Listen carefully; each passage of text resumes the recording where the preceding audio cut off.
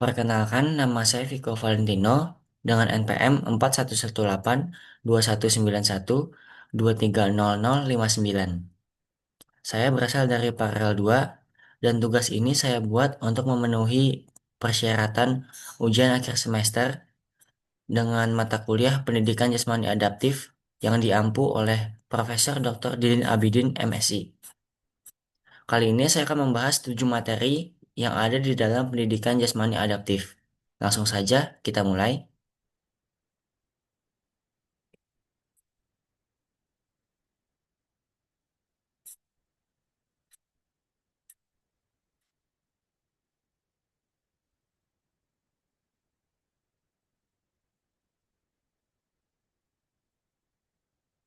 Yang pertama ada tunanetra. Tunanetra adalah orang yang mengalami kesulitan melihat. Biasanya penglihatan mulai kabur dan tidak bisa melihat sama sekali. Yang pertama itu penyebabnya. Yang pertama bawaan sejak lahir, yang kedua penyakit pada mata, yang ketiga kecelakaan yang melukai mata, yang keempat infeksi atau gangguan saat masih dalam kandungan. Cara mengajar PJOK-nya. Yang pertama, jelaskan gerakan dengan suara yang jelas. Kedua, dampingi saat berolahraga.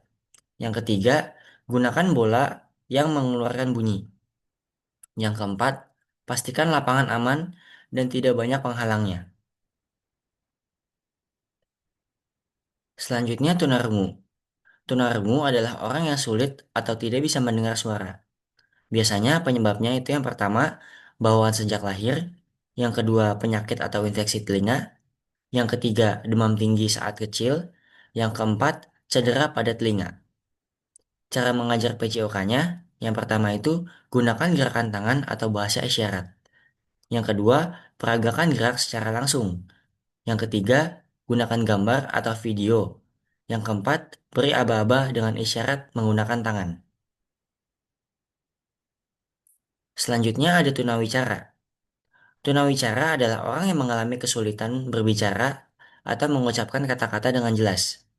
Penyebabnya itu yang pertama, kelainan pada mulut atau pita suara. Yang kedua, gangguan pada saraf. Yang ketiga, gangguan pendengaran. Yang keempat itu cedera pada otak. Cara mengajar PJOK-nya, yang pertama itu jangan memaksakan siswa berbicara. Yang kedua, gunakan contoh gerakan secara langsung. Yang ketiga, izinkan siswa menjawab dengan isyarat atau tulisan. Yang keempat, berikan waktu lebih untuk berkomunikasi. Selanjutnya ada tunagrahita. Tunagrahita adalah orang yang memiliki kemampuan berpikir dan belajar lebih lambat dibandingkan orang seusianya. Penyebabnya yang pertama itu bawaan sejak lahir, yang kedua itu kelainan genetik, yang ketiga gangguan saat kehamilan atau persalinan, yang keempat cedera atau penyakit pada otak. Cara mengajar PJOK-nya yang pertama, berikan instruksi yang singkat dan mudah dipahami. Yang kedua, ulangi penjelasan jika diperlukan. Yang ketiga, gunakan permainan yang sederhana. Yang keempat, berikan pujian agar lebih semangat. Selanjutnya ada tunadaksa.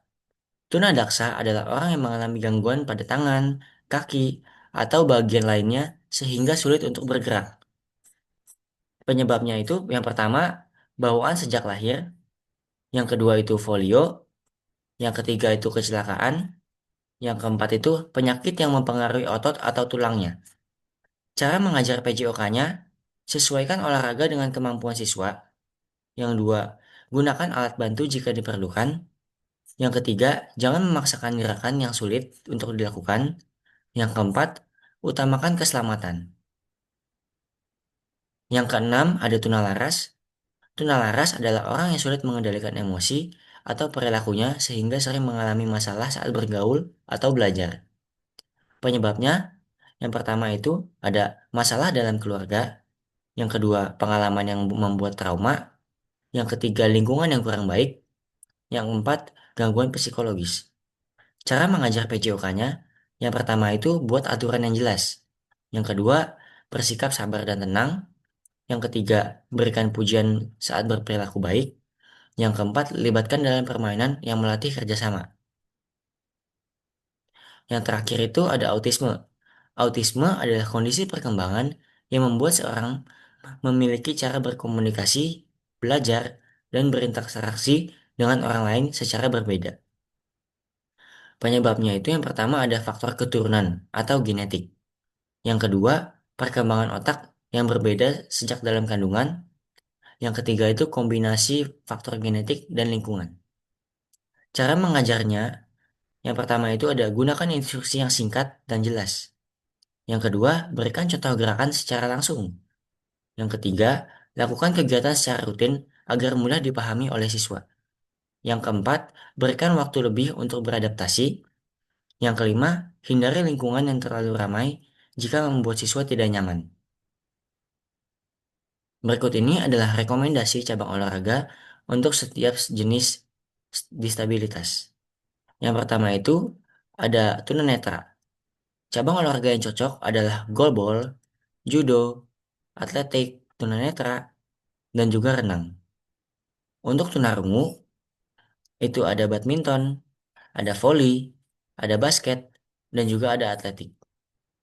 Untuk tunawicara, ada renang, atletik, tenis meja, bulu tangkis.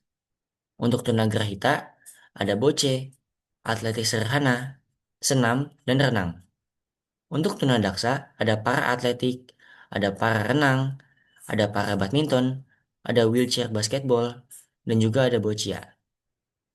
Untuk tunalaras, ada sepak bola, bola voli, bola basket, bela diri, dan juga atletik. Dan yang terakhir, untuk autisme, itu ada renang, atletik, senam, bersepeda, dan juga boce. Kesimpulannya, pendidikan jasmani adaptif merupakan pembelajaran olahraga yang dirancang agar setiap peserta didik berkebutuhan khusus dapat mengikuti aktivitas fisik sesuai kemampuan dan kebutuhannya. Setiap jenis disabilitas memiliki karakteristik yang berbeda-beda, sehingga guru perlu menyesuaikan metode mengajarnya, media pembelajarannya, aturan permainannya, serta tingkat kesulitan aktivitasnya. Melalui penyesuaian tersebut, peserta didik tetap dapat memperoleh manfaat olahraga seperti meningkatkan kebugaran jasmaninya, keterampilan geraknya, rasa percaya dirinya, kemampuan bersosialisasinya, dan juga kemandiriannya. Pemilihan cabang olahraga yang tepat juga berperan penting agar aktivitas berlangsung aman, menyenangkan, dan sesuai dengan potensi masing-masing individu. Dengan demikian, pendidikan jasmani adaptif tidak hanya berfokus pada kemampuan fisik, tetapi juga mewujudkan pendidikan yang inklusif, adil, dan memberikan kesempatan yang sama bagi seluruh peserta didik untuk berkembang secara optimal. Mungkin sekian paparan materi yang bisa saya sampaikan. Kurang lebihnya mohon maaf. Wassalamualaikum warahmatullahi wabarakatuh.